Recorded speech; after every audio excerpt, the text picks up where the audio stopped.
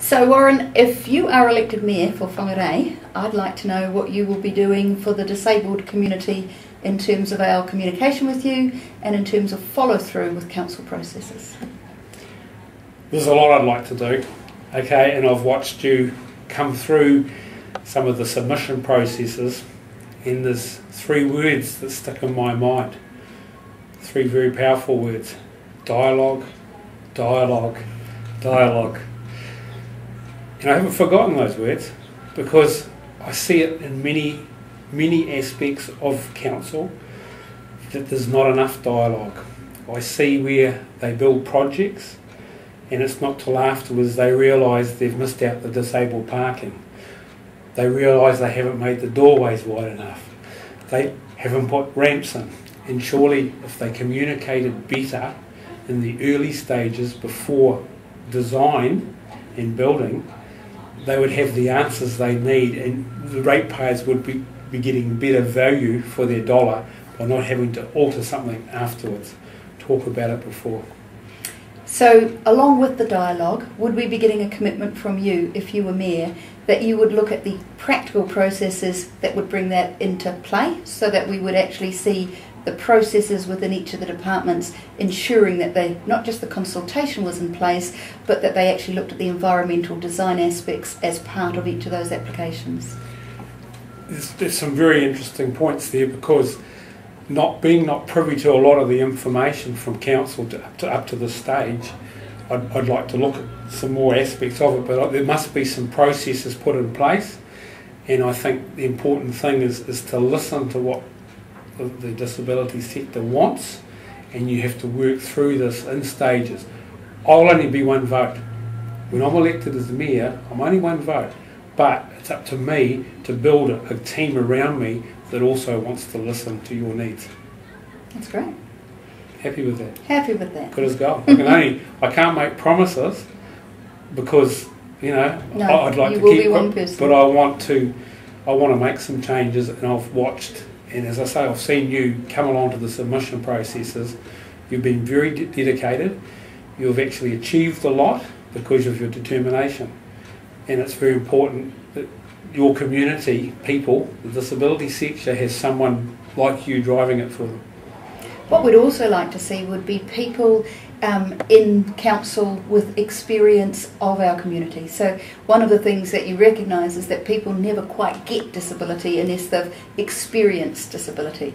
So not necessarily that you'd have a policy of employing X amount of disabled people, but that would be something that you'd be considering in the employment processes of council employees, that you would consider people who have lived experience of disability when looking particularly at roles that would involve anything that had design in the environment, so that we're getting the influence not just always from an outside perspective but from an inside perspective as well. That's a hands-on experience, because it's not until you experience something that you actually understand it. Absolutely. And no, it's very important, and they should actually be looking at that now, and there should be equal opportunities for anybody. Yeah, that's great. All right.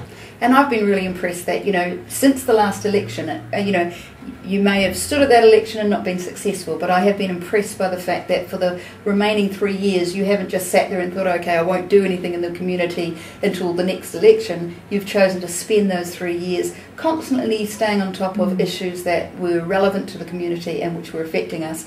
And you've rung me a number of times and said, hey, there's this issue, and I hear what you're doing about it, and we've talked about different things, and I've been really impressed that you've stayed that committed even while you're not in a paid role and not receiving any benefits from that. So congratulations. I think all we're trying to do is make it better for everyone. Yes. So Warren, if you became Mayor, how would you be responsive to the disability community in Whangarei? I think there's a number of ways I'd like to encourage my council to listen to the disability sector. And from watching over the time you do submissions to the council long-term community plans, and the word dialogues come up on more than one occasion. And I know Vanessa, who also represents different organisations similar, has said that there needs to be more consultation. And because everybody has different needs, I think everybody has to be listened to because everyone's needs are different. And as I like to repeat, that we need to encourage the council to be more open, to listen, and to try to make things better for everybody. Hi, Trent. Good to see you. We are good to see you too. My name is Fred Tito, one of Speaker's hand amongst many of our hapu te parawhau, and pe hoki te kukupu o te hei ki whangai hoki o ku mātua. Me pe hea no ki tā kahuri tērā. Ko hau te tahi o ngā ki whangai hoki e tō mātu hapu te parawhau. Hei āwhina hoki, hei āwhina hei tautoko ki ngā hapu katoa o tēnei Whangarei te ringa prawa. Kapai, kapai.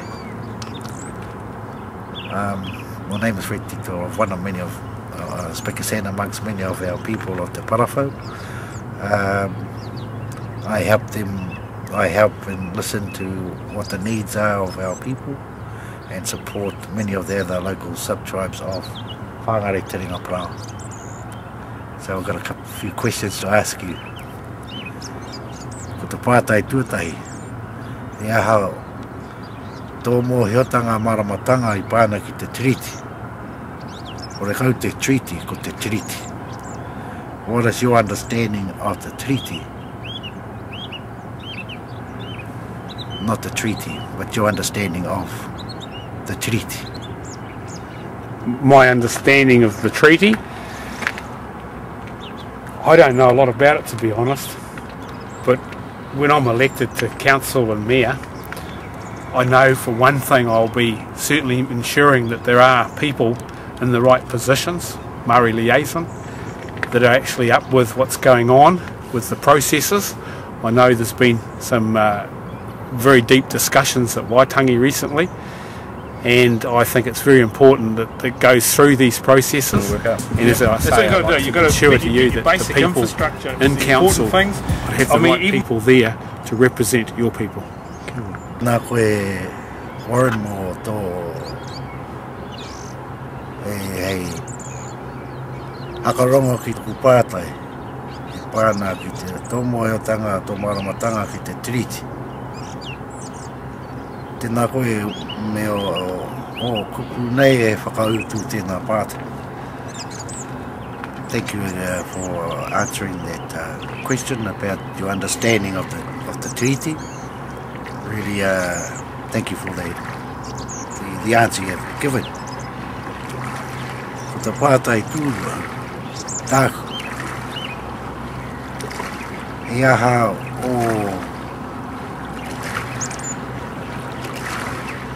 pe hoki tō ngā kau nei ki te whakatika, whakahoki, te oranga tonutanga o ngāwa. E te wahapua Whangarei te ringa prawa ki te hoki ke ano, ki te wahi pai, i te kore nei ngā paratūtai, ngā kikino, e heke ana ki roto o tēnei, e ngāwa pēne ano ki tēnei a hōtio, ngāwa wakatoa, e heke ana ki roto I te wahapua Whangarei te ringa prawa.